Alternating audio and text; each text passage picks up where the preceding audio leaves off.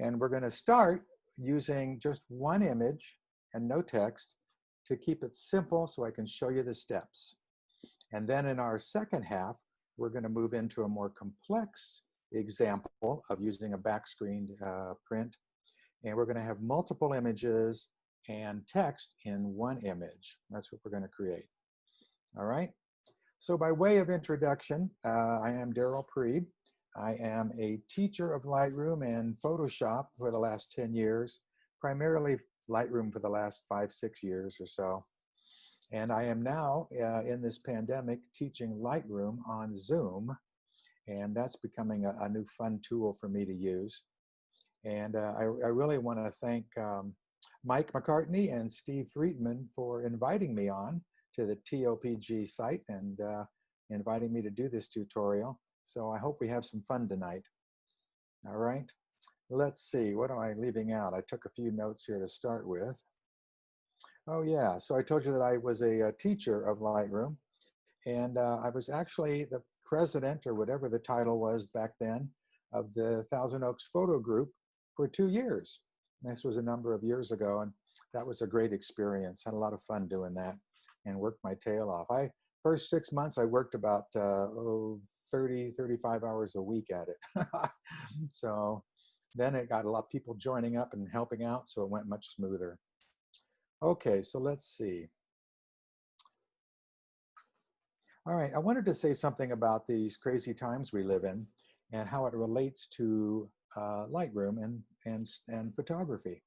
Right now, we are in the great pandemic of 2020, it will eventually be known as. And a lot of people I know, myself included, are at times feeling anything from depressed or angry or anxious or bored. And that's a pretty normal situation because this is a worldwide phenomenon and a lot of people are dying.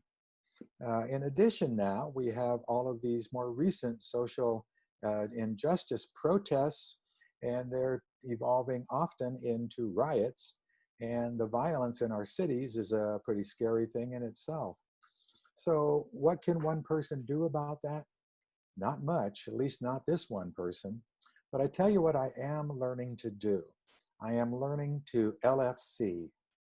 I am using LFC as my guide, and it's really helping me. For me, that stands for LFC is learning, fun, and creativity. Learning, fun, and creativity. It really helps to soothe the stress and heal and bring a lot of fun into your life. Being creative is really can be a very joyous feeling.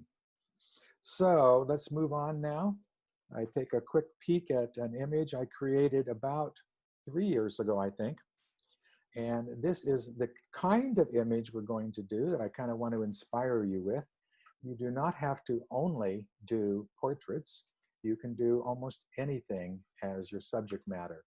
Now, coincidentally, this image was created in Photoshop, but it is exactly a lookalike for what we could create in Lightroom, except for one thing. If you look real closely at the frame edges here, there is a bevel to the frame. That can only be done in Photoshop, but that's a pretty small thing, I think, to have the ability to do it in something so easy to use as Lightroom. All right, moving on. So please remember to turn off your camera and mute your mic, as Mike said, or we'll be listening in on whatever's happening in your household. Hold your questions not till the end. We're going to have 2 question and answer periods because I broke this complicated tutorial, kind of an advanced tutorial, down into an easy version with 1 image and then a more complex version with 3 images and text.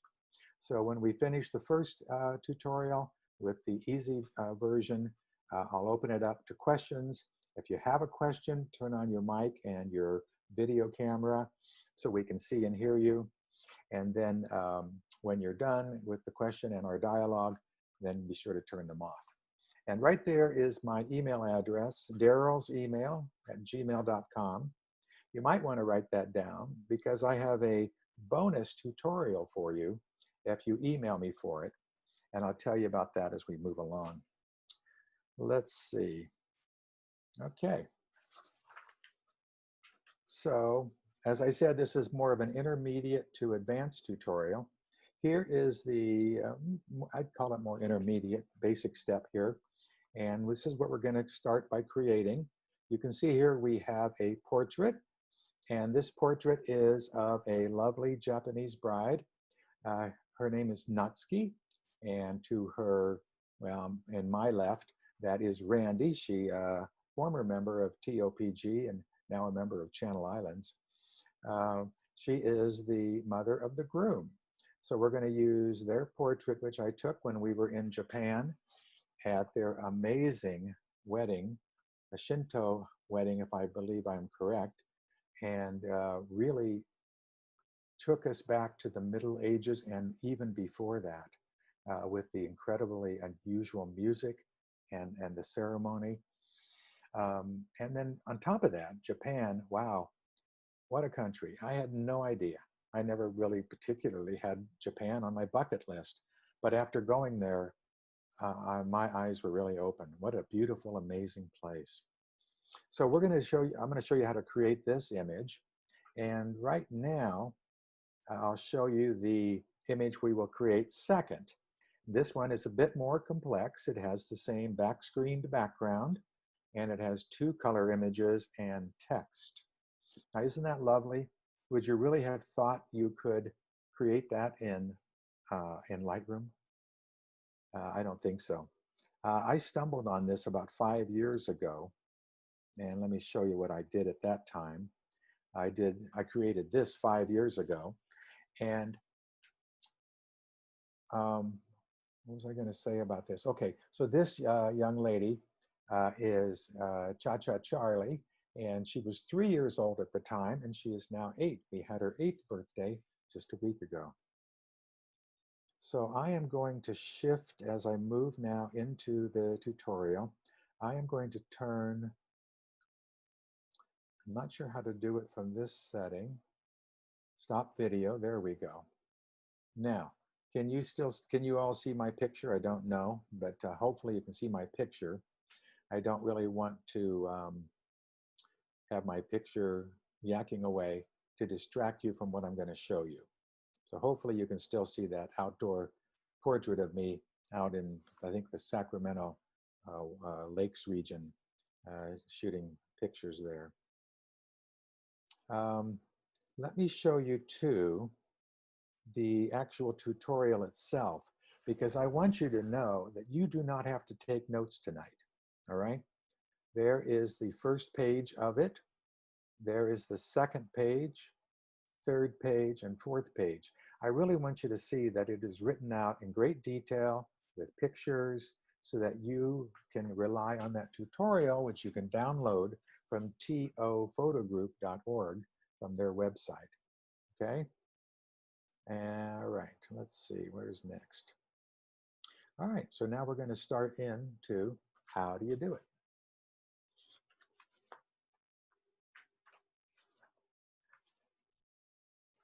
All right, so I would call this part 1 on back-screened prints. So what you want to do is select an image that is suitable, that you want to use this technique on. I happen to choose this one, a lovely image of 2 delightful women, and I will show you this technique and how it works out. We are going from this image to this. All right, you can see the direction we're taking. So in Lightroom, I have already, I'm going to shift over to the Develop module from Library.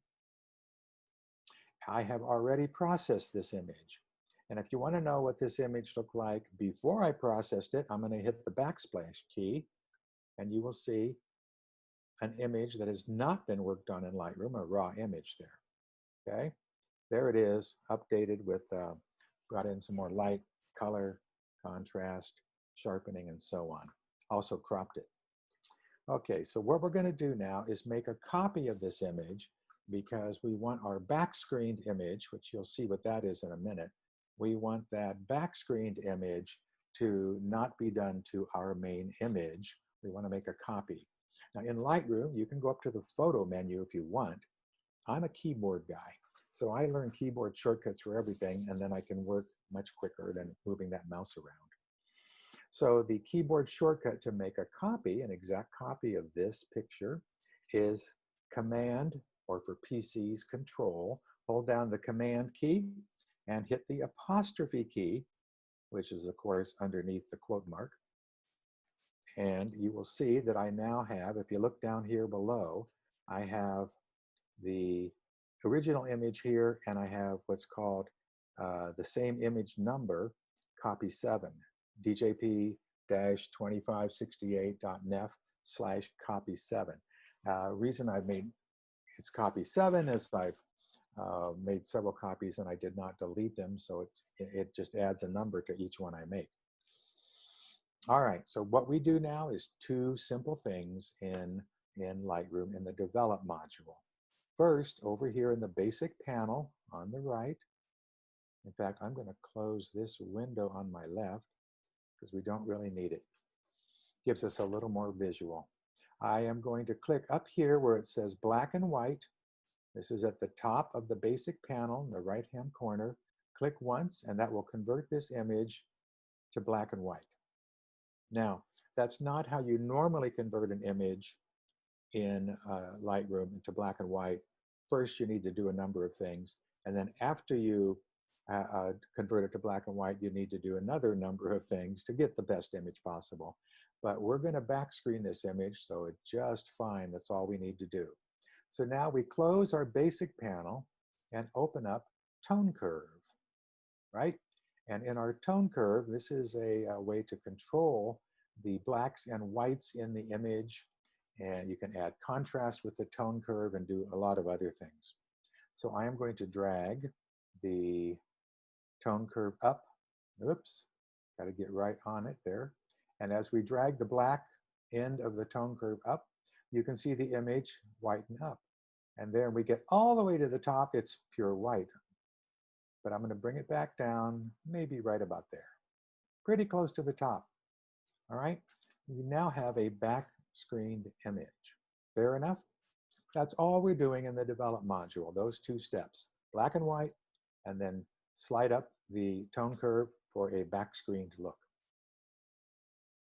All right, next up, we're going to click over to the Print module. All right, Lightroom's got 7 modules. The Print module's on the far right, next to the last one. Now, on this page, we have, this is actually a page to be, put a picture in to print. And what we're going to do is go over to the far left to the Page Setup button, click that, and make sure that we have a page size that we like.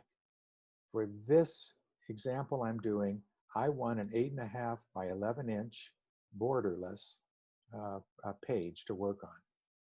And the orientation is either vertical for portraits or horizontal for landscape. So we're taking the landscape orientation here. And then we click OK. Now, I already had that set up, so nothing really changed. Now we shift to the right panel in our Print module. And up at the top, it tells me that I'm talking. That's not very helpful. I'll move that away. All right, up at the top, we have a module called Layout Style, and we have selected of the 3 choices, Custom Package, because we're going to customize this, all right? Not a standard print picture, but a custom package. Now, at this point, we go down and drag our back-screened background image, click and drag it up out of the image tray and plunk it right in the corner, and it filled the whole screen. The only reason it did that is because I've done that already several times today, practicing it. Normally, it will do this, and I'll show you. It will drop the little box right up there like that if you drop it in the top left corner. Then you just take a hold of it with the correct cursor in the corner, click and drag it down. Now, if you get something that looks like this, that is because you did not turn off this item over here, lock to photo aspect ratio. So this is what the actual aspect of that picture, right? Whether it was a 5 by 7, whatever it was. But we're going to turn that off. And then we can drag the corner down all the way and fill the frame. And that's what we do with our back screen image. All right, now that's our first step. Let me see what's next here. All righty. All of these settings over here in the print module, I tell you in my handout exactly how to set them up because it is a little complicated and a little bit tricky. So hopefully you will find the settings exactly as in the handout, and you can set your panels up the same way. Okay?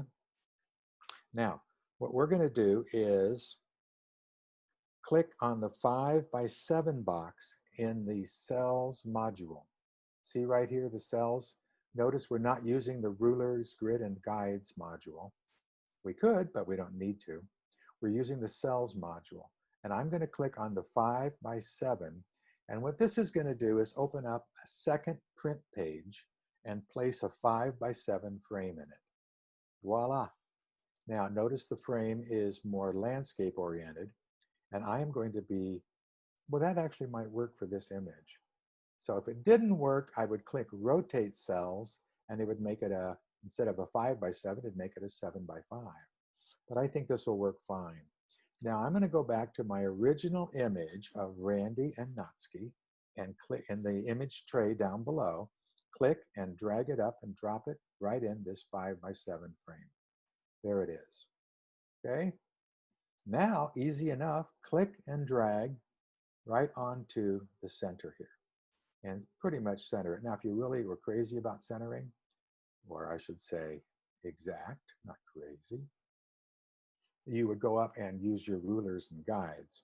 But I'm really not going to center it anyway because I don't want, if it was centered and I had like their eyeballs peeking out, see Randy's eyeballs in the background peeking out, that's no good. That's distracting. So I'm not going to center it anyway. So I'm going to put it right about there. And I want to make it a little bigger, but I don't want to change the aspect ratio. So what do? I hold down, and remember this, it's in the instructions I created for you. I hold down the Shift and the Option key, and on a PC that would be Shift and Alt keys. Hold them down together. I put my cursor on the corner, and as I drag it down, it's actually going to expand every side equally to keep the aspect ratio the same. See how it did that? Okay, so maybe right around there is what I want, and maybe I'll lower it just a little so we know that's the top of the heads of these two women. All righty. Now you're saying, well, good enough, but now remember, if you want it bigger, make it bigger, smaller, make it smaller. Now we have to come over here with this piece of paper that we no longer need and look up here at the top left. There is an X. If we click on that X, our extra page disappears, and now we have our single page nice and large. Pretty nice, huh? Suddenly, it looks like we have layers in Lightroom. It looks like it, doesn't it? All right, so now we're going to go down and finish the job of printing, and we can print it to a JPEG or print it to our printer if it's attached. I'm going to show you how to print it to a JPEG. But first, I'm going to show you these two options up here. And we're all the way at the top of the right side panel in the print module. And we're going into Image Settings, Photo Border, and Inner Stroke. Okay? So if I click Photo Border, that always gives us a white frame around our image. And we get to change the width. We cannot change the color of the white. Now, you may not want white. You don't have to use it. I'm going to leave it there just for a few minutes. And I'm going to go down and add the inner stroke technique there. Click on that. And we now have an inner stroke along with our white frame. Now, you're going to make choices here. This may not be what you want to see, but let me show you a fun option. I'm going to reduce the size of the photo border. just a small thing. And I'm going to increase the size of the inner stroke, make it fairly big, bigger than I want it, because I'm going to show you how to make this stroke a color, and not just any color, but a color in this image. So looking at this image, what color would look good for a stroke? Well, I wouldn't want red because it matches her hair. I wouldn't want white because our back-screened image is more or less white. It's whiter than Natsuki's beautiful Japanese wedding robes. So I think maybe one of the golds in here. Now here's how we do it. On the inner stroke, we come over to this color patch right here. See it where my cursor is? And we click on that, and Lightroom has these in various locations, and you usually get a color picker like this with this little, what do you call it, magnifying glass or color selection eyedropper, I guess, right? All right. Now, you don't want one of these colors, right? Or these black and white phases, and if you click up here to the grays, you can kind of get some other colors and things like that. See that? But you don't want that, right? You want to pick a color out of the image itself. So here's how you do it. And this technique is not in the handout. I wanted to show it to you. I just kind of thought of it today. You click in this area and then leave it clicked down and drag your eyedropper over to the image. And wherever you go in the image, you are going to be pulling from that color. See it? So I'm going to go over here to maybe this gold here, maybe the gold over here. That's not too bad. What about this color over here? A little bit more khaki green. That's more yellow. That's more gold. I'm going to settle with that. Okay. Now we're done with our color picker. So we click on the X in the top left corner, right? And then we reduce the size of our inner stroke to where it is not gaudy, Tom gaudy. All right, and maybe we're going to get rid of the white photo border, turn that off, and bring the stroke down to where it's not quite so prominent, maybe 2.5 points. All right, something like that. So how's that look? Kind of a really nice image, isn't it? All right, now how do you export it as a JPEG? All right, we go down to where the bottom of this right-hand panel to print job, this module, and we're going to print it to either a JPEG file or you can print to your printer, right? We are not going to print to my printer because you won't be able to get your picture from there. We're going to print it to a JPEG file, right? And the file resolution, 300 pixels per inch, is really good. We're going to, if you want to add print sharpening, you can do it here.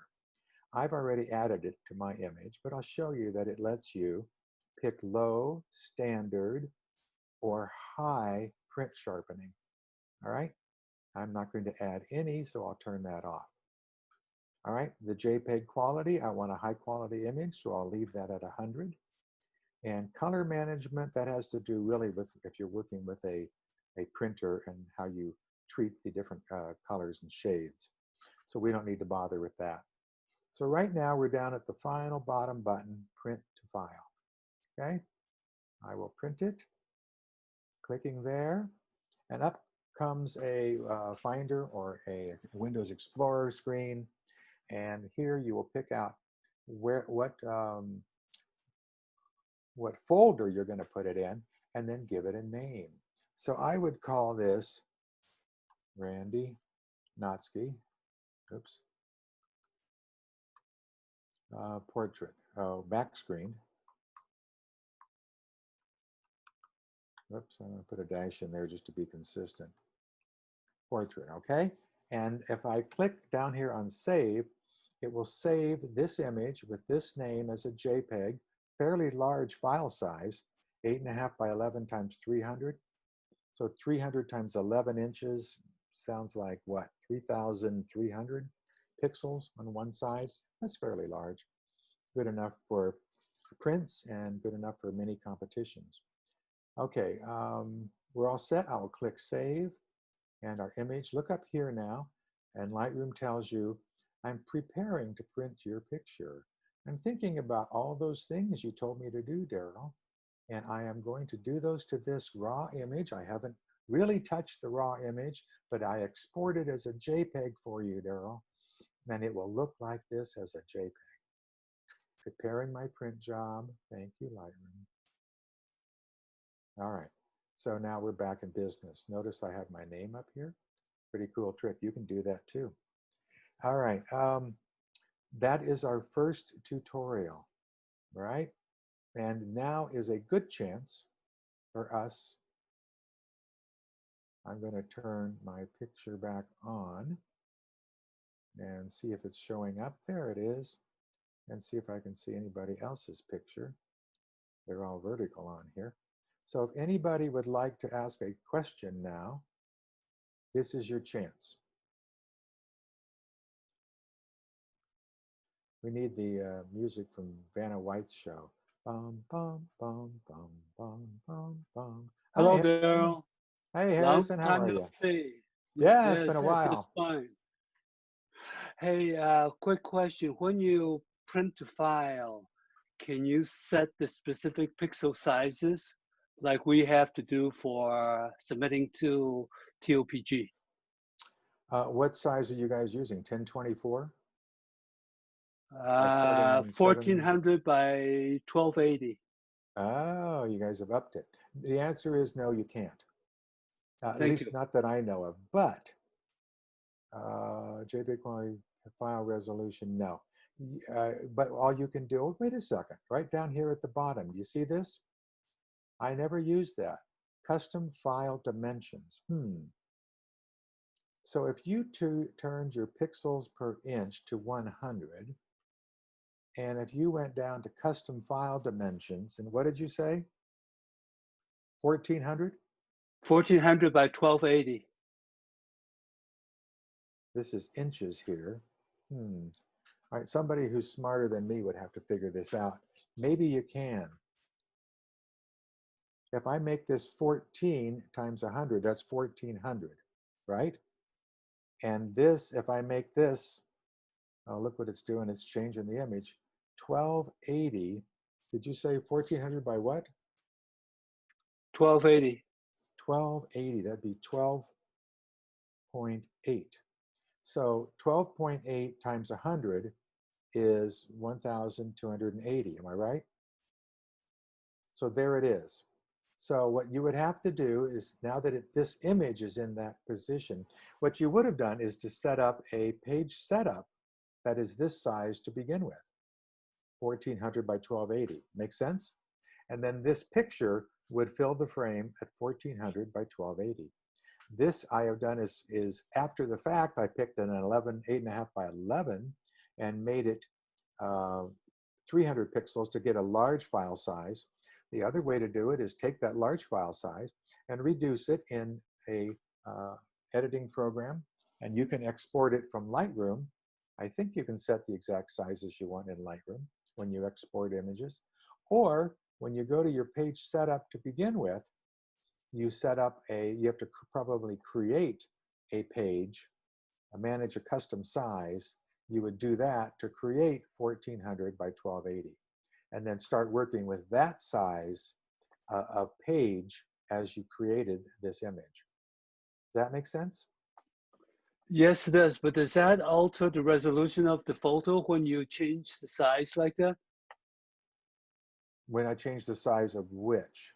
The When page you is the page you would set up for 14 inches by 12.8 inches. I think you can do that. Now, but then you would have to print it out at 100 pixels an inch. Am I right? I'm not sure of the math. I'd have to like check it, try it, and see if I made an error. Does that make sense? It makes sense. My second question was, when you did that at the beginning using page setup, does that change the number of pixels in the photo? In other words, do you lose resolution? No, the photos here are, Lightroom doesn't change your image. Your basic image, whether it's the original, whether it's a JPEG or a raw image, Lightroom does not change it. And if you make a print of it, and reduce it to something small, like for example, a wallet size or for social media size, Lightroom does not change your original. You're never going to lose that. But what you have to do is set up your export correctly so you actually get 1400 pixels by 1280 pixels, because that's the standard that TOPG is using now, right? Right. Thank you very Okay, much. You're a genius. I'm a genius. Tell that to my wife. Randy, did you hear that? Harrison, Who's else? remember that's the maximum dimensions horizontally and vertically. And what this just happened to scale like it, but it's not really necessarily going to work in all images. You get them distorted if you do that. Okay, thank you. Well, not necessarily, because what Lightroom is doing here, like this image right here for the background, remember? Let me see if I can undo that. There we go. This background image is 8.5 by 11. And as you remember, when I kept the aspect ratio the same before I clicked it off, the background image came down to about here. Now, the fact is we stretched it a bit. And when you do that, Steve, that's when you're going to get a little distortion. The fact is, though, I'm going to see if I can just pop that out of there. Okay, I just deleted it. Good.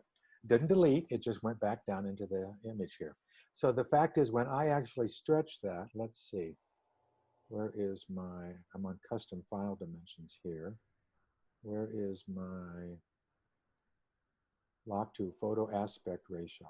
Okay, that is the aspect of the actual photo. So when I turn that off and I drag this image, there we go, get the cursor right, down all the way, these women have been slightly elongated Yeah. and slightly thinned out. I've never had any woman complain when I do that. Oh, I understand. I'm saying if we are But you making do have to images pay for attention, judging, it's not right? quite the same. You have to pay attention to that, and you certainly don't want to go the other way. I'm sorry, I can't resist this. Get in trouble later for it. You certainly don't want to go that way, although actually they don't look that much stretched out. It just sort of cropped the image, didn't it? And now there they actually enlarged them a little bit. Yeah. But here, see what Lightroom is doing, Steve? It's actually not squishing them and making them fat. It's sort of cropping the image. See that? Now there it's starting to maybe a little bit. But if you get what I'm saying, so I don't think that Lightroom is necessarily stretching or fattening or squishing them. It is almost doing a way of cropping it to fit the frames that you're picking. All right, but interesting questions. Any other questions? Darrel, this is Roy. I just wanted to tell you this is the cleverest thing I've ever seen. What a brilliant idea. Oh, well, thank you. Yeah, it's kind of cool, isn't it? And who would have thought, right? Unless you played around enough. Like I I, said, when I showed you that picture of Charlie from 5 years ago, I stumbled on this, I don't know how, 5 years ago, and haven't done much with it, for a few years, but I'm going to talk later on about what else you can do. Now we're moving on. Our time is moving on. Thank you, Roy. Any other questions? And you can always email me with your questions, guys.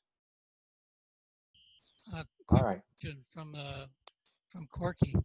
Uh, couldn't you take that? I see your picture down there in the film strip on the lower Uh-huh. left. Now, couldn't you just export that and make it 1200 or 1400 by 1280? Your final finished picture, you mean? Right, Sure, I think you could. And just export it, import it into Lightroom and export it. right. Maybe Right. a lot simpler. Okay. All right. There we are there. And a quick drag down, just sort of recreating what we did. Close this off, and there it is. Okay. Now I'm going to close this out and clean this up for the next example. Clear layout, and we will head on to the next one. Okay. Now our next image is going to look more like this. Oops, I got to go back to. Oops, it says everybody turn off your video, and I'm going to pop mine down as well. Stop video, pin video, rename, edit profile, hide self view. Huh. Okay. Now, I'm going to show you what we're going to do next, which is, all right, so I have this, I got to go to library or develop.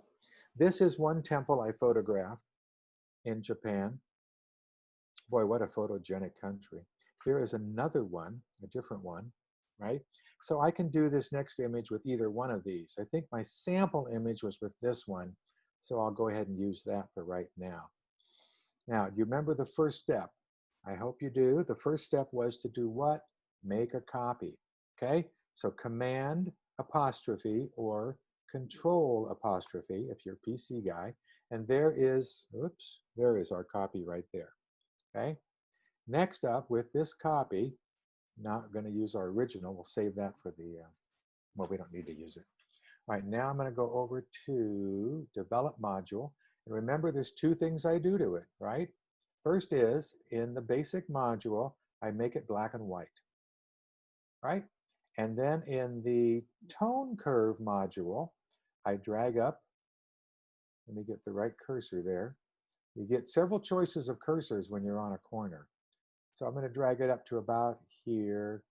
And this you can, by the way, as you get finished with the picture, you can always go back to the Develop module and change the opaqueness of your background. You can change most anything. You can change your main images, recrop them. You can move back and forth between the library, the Develop module, and the Print module without any penalties.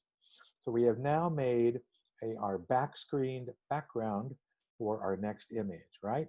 So we have, I'm in the Develop module. I'm going to show you, we have this image. So Jordan and Natsuki are in their, let's call them their American wedding clothes. They wanted pictures like that. And here they are in their traditional Japanese wedding clothes, okay?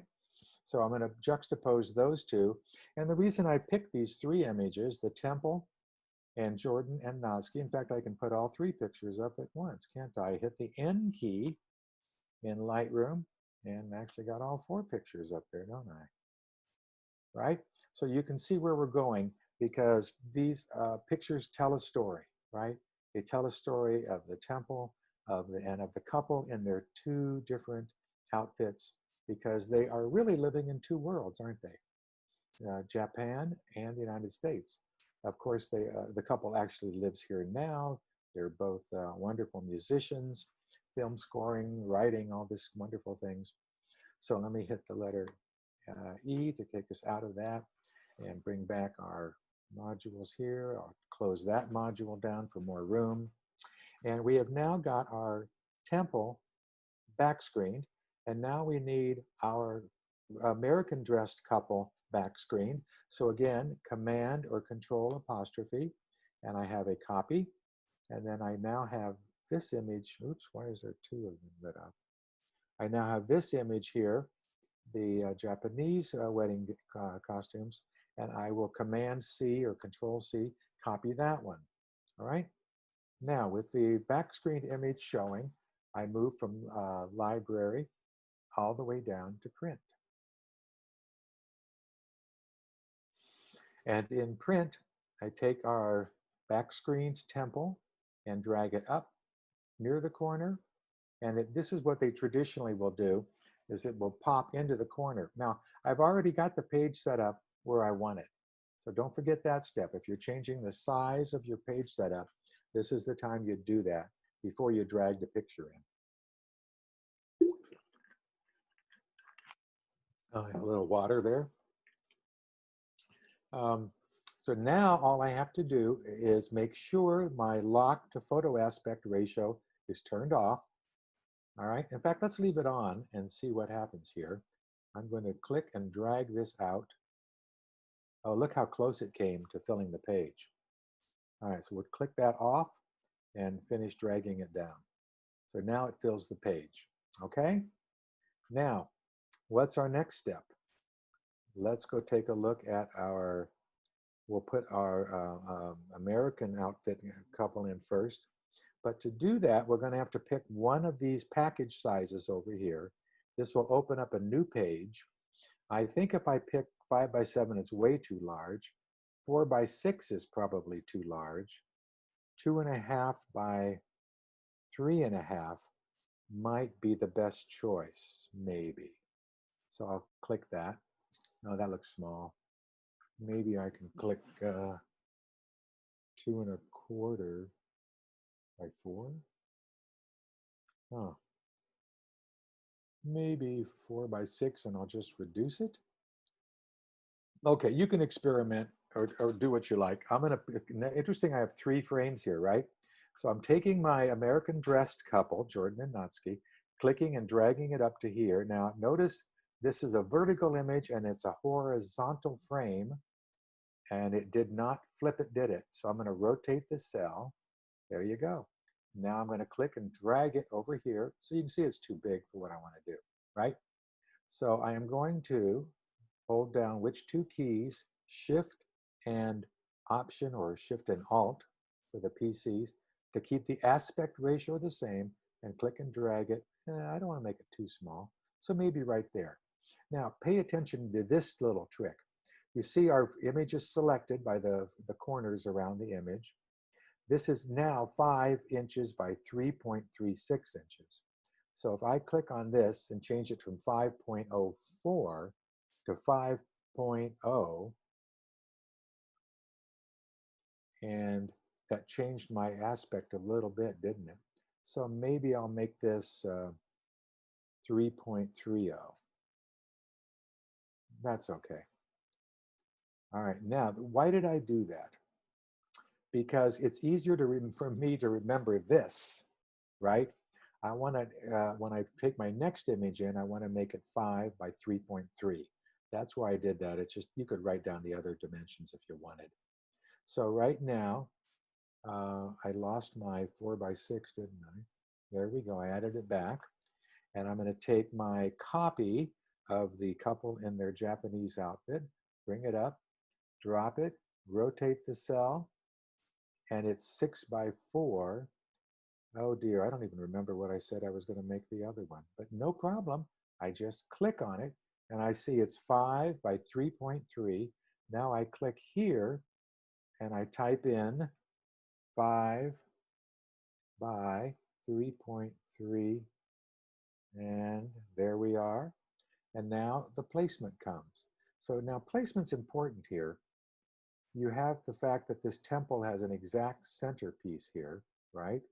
And we want to have room on the top for text. Now these images are actually stopping as I bring them down. They're stopping at the same level across. And that's probably a function of the rulers, grids, and guides. A guide has been left on or something, and that's great. So these are approximately in the right place.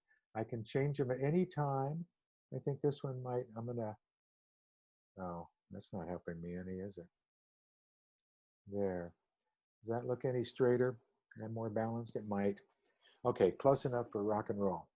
Now, what have we got? A lovely back-screened image of the temple in black and white, and back screen, which is that light treatment. And we have 2 pictures of our couple, of Jordan and Natsuki, one in their American outfit, one in their Japanese outfit, right? So beautiful, and let's leave that there. And now let's think about text. Now, I am going to tell you the absolute truth here. What am I looking for? I'm looking for this right here. The text function in print for Lightroom is not sophisticated. And if you have Photoshop skills, you'd probably want to use them for this. The only text you get is an identity plate, right? And this is really kind of for, I actually use this to create the opening slide, Welcome to Lightroom Magic. And the identity plate remembers whatever you last created. And so we're going to edit that, right? If you click, and here's our identity plate here. It's kind of dark and hard to read. But if you click on the little arrow in the bottom right corner, I'm going to use my mouse, not my trackpad, and it will light up every identity plate I've ever created. And mostly I use these not for prints, I use them for the videos I make in Lightroom. Simple, clean, real quick to create videos, right? Now, I have already created a video, but I mean a video. I've already created text. I've created Our Love is Forever in English and then a Japanese equivalent, I no I. So that I've already created an image like that when I was practicing. And what else did I have? I had something else here. Congratulations, Jordan and Natsuki. But I'm going to start scratch and just show you edit. And here is the identity plate editor. Not the most sophisticated text editor ever. Right now, this text is in 48 font, right? And it's highlighted, which is makes it dark. All right, if I click in it, there it's not highlighted. So I'm going to press Command A, which is Control A on a PC, and I'm going to change this size down. Oops, come on. Down to maybe 14. That's just so I can see it, right? When the font is large, I can't actually read it all at once. So it says, welcome to Lightroom Magic, and I will make that, oops. Oh, well, I know what I want to do. I want to do that and delete it. And I'm going to say, congrats to Jor. I'll use his formal name, and Natsuki. Congrats to Jordan and Natsuki. I can't stand congrats. Congratulations. Hopefully that's spelled right. Now, highlight the whole thing. I think I'm guessing around a size 48. You can, fool with this and play with it.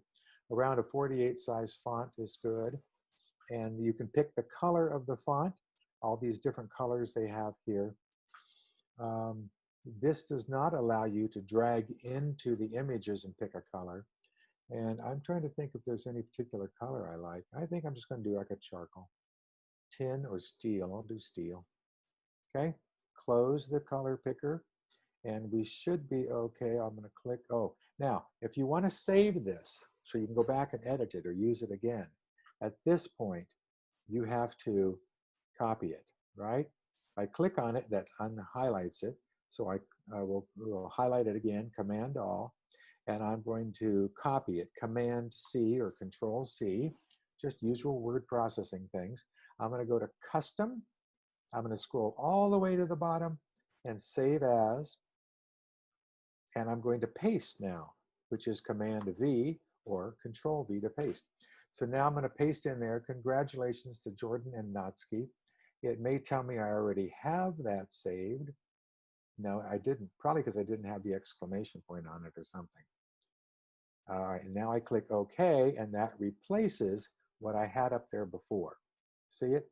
And I can close this page, and now we get kind of a, I guess, what was that, steel or tin or whatever that color was. It kind of fits with the background, doesn't it? We can click on it and move it around. Bring it a little closer here. Make sure it's centered left to right. All right, so what's left? Go on up to our fun little inner stroke. And we have gold left over. I don't want gold. I'm going to pick black or a dark charcoal. I could even pick the color of his suit, which would be fun. I'm going to go over there and try his suit color. Let's see. I'm looking at my color picker on the right to actually pick the color I like off of his suit. There it is, right there. See it?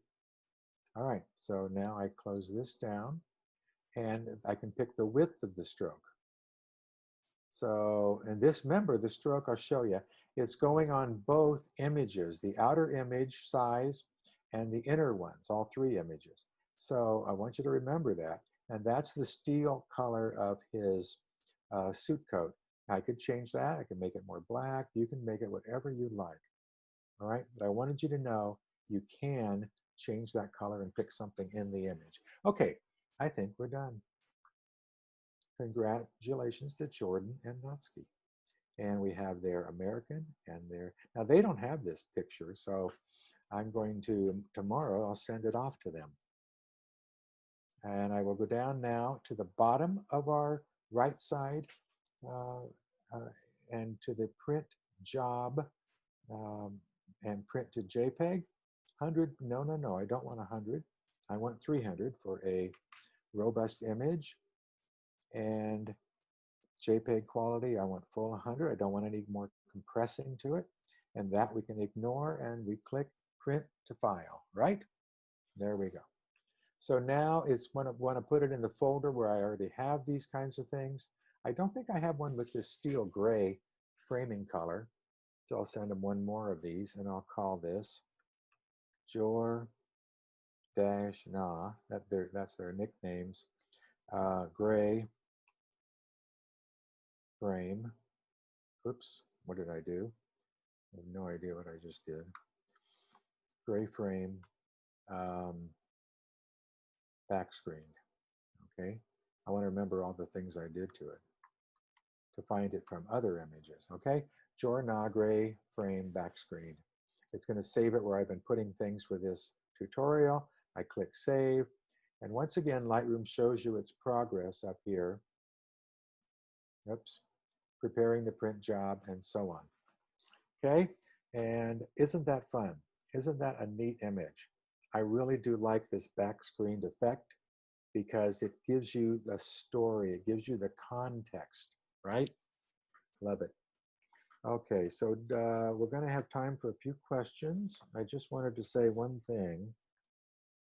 I want you to kind of think creatively. Remember fun, learning, and creativity. And think about using textured backgrounds. Think about animal portraits. Think about landscape images. Really, there's like no limit on what you can do. And I know a lot of you love flowers and all kinds of things. So I sure hope that you will be considering those and looking at those.